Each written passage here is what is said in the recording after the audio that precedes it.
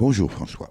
Depuis le début de cette année, se promener dans les jardins de Luxembourg en plein cœur de Paris présente moins de dangers que dans les champs qui entourent mon village, au moins en ce qui concerne les pesticides.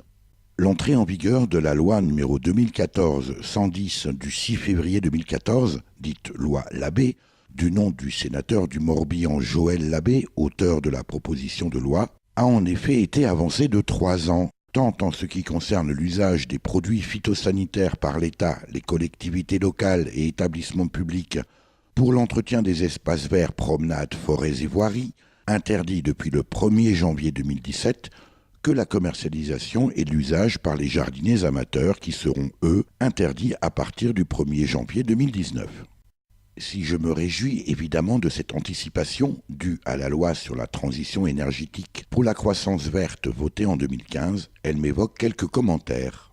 On peut tout d'abord se demander ce que des produits phytosanitaires viennent faire dans les parcs et jardins. Jusqu'à cette information, j'avais la naïveté de croire que ces espaces étaient par définition exempts de produits chimiques. Eh bien non, l'industrie de la chimie avait réussi à placer ces produits même là, du bon boulot en somme.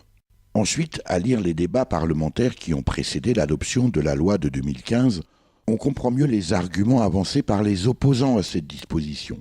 Car même là, on en trouve, François. Extrait.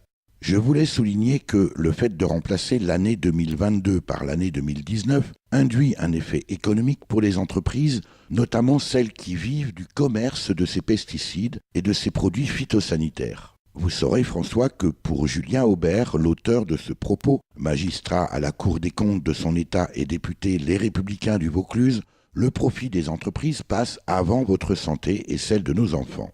À cet égard, on peut se demander pourquoi attendre 2019 pour interdire la commercialisation de ces produits aux jardiniers amateurs, pour qu'ils puissent s'initier au jardinage bio, à moins que ce ne soit le temps nécessaire à l'écoulement des stocks. On nous dit pourtant que ces produits sont dangereux puisqu'on les interdit. Enfin, on se demandera pourquoi limiter l'usage des produits phytosanitaires aux seules collectivités locales et à l'État. Cette interdiction reconnaît explicitement la toxicité, pour la santé humaine et l'environnement, des produits phytosanitaires, au point d'en interdire l'usage, sauf en agriculture.